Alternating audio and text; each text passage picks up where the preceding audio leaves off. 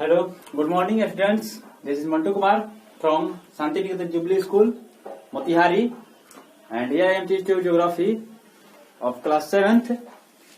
And today our topic is third last. That the topic is work of waves. The topic of our changing Earth from chapter 3. And here I am teaching you formation of sea waves. कैसे इसका formation होता है सी waves का, and ये कैसे land form को changes करती है।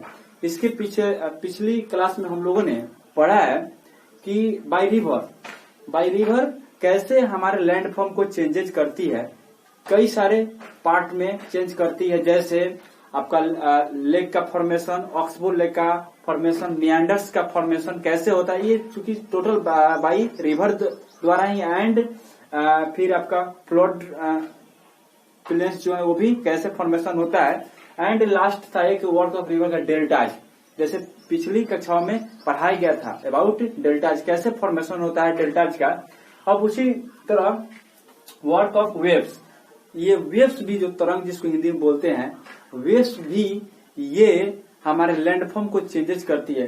जो कई सारे फॉर्मेशन में होता है, कैसे कैसे चेंज करती है, बहुत सारे हमारे लैंडफॉर्म को शेप कई आकारों में डिवाइड करती है, कई सारे शेप देती है, उसी के बारे में पढ़ना है। जैसे सी में देखते होंगे, समुद्र में भी कई भी बड़े बड़े पहाड़ हिल्स पाए जाते हैं और कई आकारों में पाए जाते हैं, उसी के फॉर्मेशन के बारे में पढ़ना है, कैसे फॉर्मेशन होता है।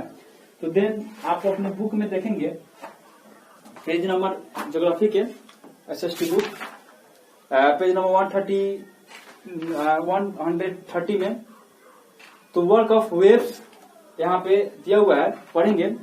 Work of waves can best be seen in the coastal area. Coastal area में तटीय क्षेत्रों में, यहाँ पे ये भारत का नक्शा हो गया, इधर बनाते हैं, ये कोस्टल एरिया चूंकि इसके यहाँ से यहाँ तक टोटल क्या है, समुद्र है। यहाँ पे श्रीलंका हो गया, ये अदर कंट्री, यहाँ पे ये बांग्लादेश है या बंगाल है। तो हमको यहाँ कोस्टल एरिया से मतलब, कोस्टल एरिया सारे समुद्र के है। तो work of coastal area in area, इस area where the waves strike the rocky coast and almost vertical walls of rock is formed by the erosive action of the waves. ऐसा नहीं है कि इस वेव्स को आप लोगों ने नहीं देखा होगा, बाई नेचुरली जो ऐसा भी है, जो कोस्टल एरिया में हैं, वो जो है कोस्टल एरिया वाले, वो लोग देखे होंगे, नहीं तो टीवी सीरियल में आप लोगों ने देखा वेव्स कैसे पत्थर को टक्कर मारती है, और वो पत्थर जो है कैसे इरोड होकर टूट करके गिरती है, और कई सारे लैंडफॉर्म में उसको चेंजेज करती है। देन उसी तरह यहाँ चूंकि ये कोस्टल एरिया है, तो वेव्स आकर के टकराएगी यहाँ पे कोस्टल एरिया पे, तो बहुत सारे रॉक्स रहते हैं, उसको तोड़ करके नीचे की तरफ गिराएगी। तो ये कई साल हजारों वर्षों तक होता है। एक पत्थर है, बार बार पानी के टक्कर से क्या इरोड होगा, कटेगा। कैसे कटेगा, यहाँ पे एक मैप द्वारा समझेंगे। मान लेते हैं ये, और ये वाटर हो गया, बार बार टक्कर दे रहा है। यहाँ पे बार बार टक्कर देने से क्या इरोड होकर के छोटे छोटे रॉक्स में और सिलिक फॉर्म में ये टूट करके नीचे गिरेगा, और गिरते गिरते क्या होगा, इसको यहाँ पे एक तरह से इसको तोड़ करके इसको क्या करेगा, इतना लगभग मान लो खाली कर दिया, तो इसको क्या बोलेंगे, सी केव बोलेंगे इसको, सी केव, क्योंकि ये गुफा के तरह ये निर्माण हो। फिर इसको तोड़ते तोड़ते इसको लगभग यहाँ तक आ जाएगा, तो इसको आर्चेज के वेव में हो जाएगा। आर्चेज जैसे घर बनता है तो आर्चेज का निर्माण होता है, वहां भी उसी तरह यहाँ पे हो जाएगा। देन धीरे धीरे करते करते कभी ऐसा समय आएगा इसको भी पूरा तोड़ देगा। पूरा तोड़ने में ये 2 पार्ट्स में डिवाइड हो जाएगा। तो ये स्टेक्स एक तरफ ये वाल की तरफ खड़ा हो गया, और एक तरफ दूसरी तरफ ये वाल की तरफ। तो कैसे होता है, बुक में इसका डिफिनेशन दिया हुआ है, पढ़ेंगे। कुछ डिफिनेशन जो है यहाँ पे नोट्स करते चलेंगे यहाँ पे। Then these are called sea cliff, किसको, ऑलमोस्ट द वर्टिकल स्वास जो होता है is form by the erosive action of waves. किसके द्वारा, एक्शन ऑफ वेव्स द्वारा हो रहा है, तो इसको क्या बोलेंगे, सी क्लिफ्ट बोलेंगे।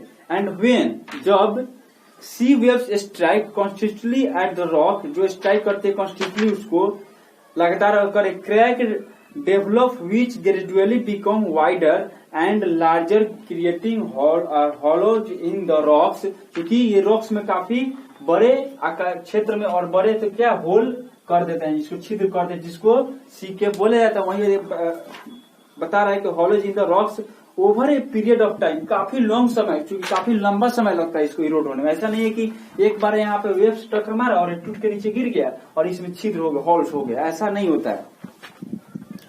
तो लार्जली तो over a period time only the roof of the rocks remain giving rise to a features called sea arches. अगर एक और यहाँ पे मान लो ये पहाड़ हो गया, प्लेन्स पहाड़ है, ये पानी यहाँ पे समुद्र हो गए और बार बार टक्कर मार रहे हैं, ये क्या होगा, इसको इरोड करते करते करते करते धीरे धीरे इरोड यहाँ पे चुकी टूट के यहाँ पे बना होगा, फिर इरोड करते करते इसको यहाँ पे किया होगा, लास्ट टाइम इरोड करते करते कहाँ तक गए, यहाँ तक आ गया। फिर इसको भी तो इसको सी के बोलेंगे एंड सी आर्चेज यहाँ पे दिया है। सी आर्चेज क्या है, ये जैसे बुक के भी फोटो में दिया हुआ है ऐसे ही दिया हुआ है ना सी आर्चेज। तो एक रूफ के समान यहाँ पे ये इरोड होते होते ये रूफ के समान एक ये बॉडी, जिसको क्या बोलेंगे, सी आर्च।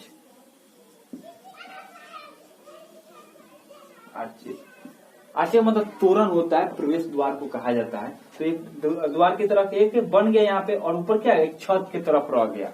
तो ये वाला अभी भाग फिर इसको लगातार ये इरोड कर रही है वेव्स, क्योंकि समुद्र का जो पानी है ये लगातार इसको वेव्स इरोड कर रही है, कटाव फिर उसमें भी चेंज होगा लैंडफॉर्म में, उसके भी आकार में चेंज होगा, वो उसको क्या कहा जाएगा।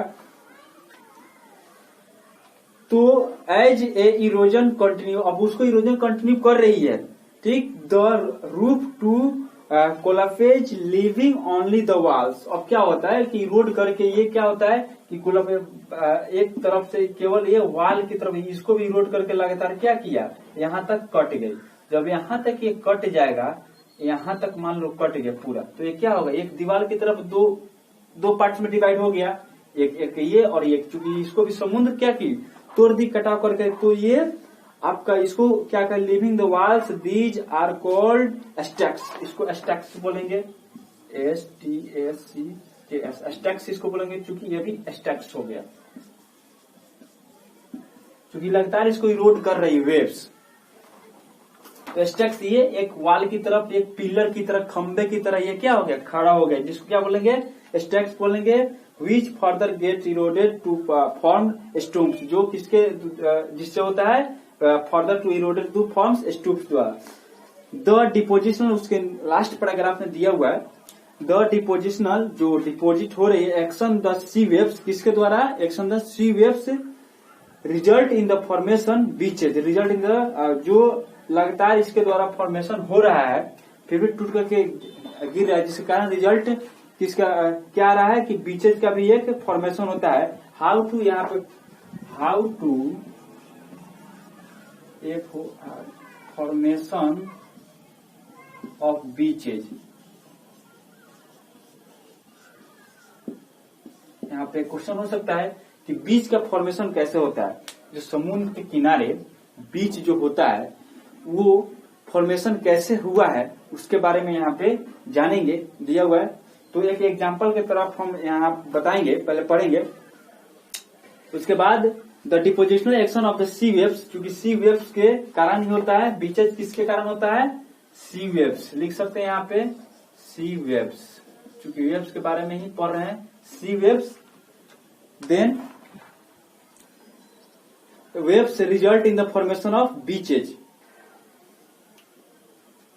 Formation of beaches, the sand, the gravel and the pebbles tossed by the waves are the deposited in the coastal area, forming lovely beaches like the Kovalam beaches and the several other beaches of the Kerala and Goa.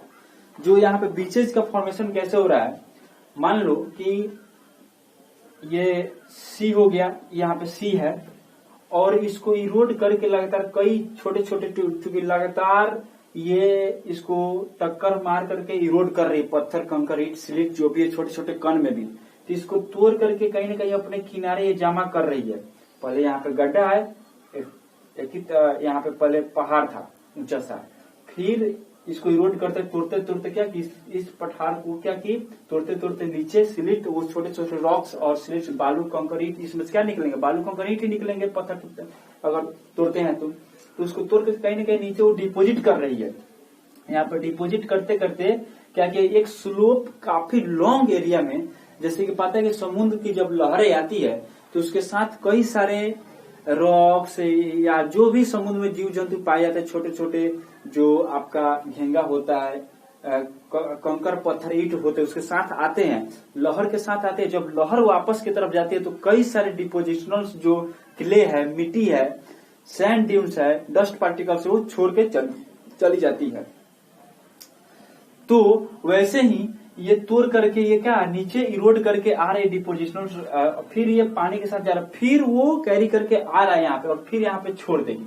तो छोड़ते छोड़ते क्या करेगा, काफी long area में एक समुद्र के किनारे स्लोप एरिया बना देती है, जो एक कोस्टल एरिया में ही होता है। कहाँ पे होगा, बीचेस का निर्माण कहाँ होता है, कोस्टल तटीय क्षेत्रों में होता है। यहाँ पे समुद्र है चारों तरफ, यहाँ पे तो इसको यहाँ पे जब चारों तरफ, तो यहाँ पे पठार है, तोड़ते तोड़ते क्या की यहाँ पे आपका इरोड करते हैं, डिपोजिट किया वहां पे क्ले, मिट्टी, कंकर जो भी है, तो यहाँ पे बाई वेव्स द्वारा इरोड होकर के वो मिट्टी गिरा और काफी लॉन्ग एरिया में स्लोप एरिया बना दिया।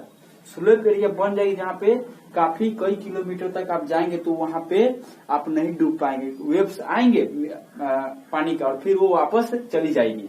तो उसको वहां पे बीचेज का निर्माण होता है। तो आपका भारत में आपका गोवा में बीचेज है, आपका तमिलनाडु में, उड़ीसा में है बीचेज, उड़ीसा आपका यहाँ पे पड़ेगा, तमिलनाडु यहाँ पे, केरल में है आपका, फिर गोवा यहाँ पे छोटा सा स्टेट है, यहाँ पे गोवा का बीचेज काफी फेमस है।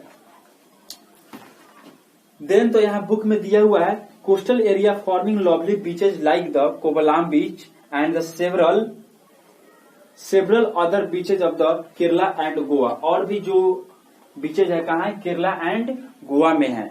तो कोवलाम बीच आपका यहाँ पे है, कोवलाम beach and several other beaches कहाँ पे है, ये कोस्टल एरिया में सारे बीचेज का ये फॉर्मेशन होता है। कैसे बीच का फॉर्मेशन हुआ, सी आर्चेज कैसे बनता है वो बुक में दिया हुआ, बुक से डिफिनेशन लिख लेंगे, छोटे छोटे टॉपिक में लास्ट पेज में दिया हुआ है। सी आर्चेज के बारे में, स्ट्रैक्स के बारे में, बीचेज के बारे में, उसको उस डिफिनेशन को कॉपी में नोट कर लेंगे, ऐसे डायग्राम बना लेंगे। और फॉर्मेशन कैसे होता है बीचेज का यहाँ पे आप लोग समझ गए होंगे, जहां तक उम्मीद है हमको। एंड देन कॉपी से, बुक से कॉपी में नोट बना करके उसको नोट कर लेंगे। And thank you, bye. Next video next topic जो नेक्स्ट वीडियो पढ़ेंगे। And bye.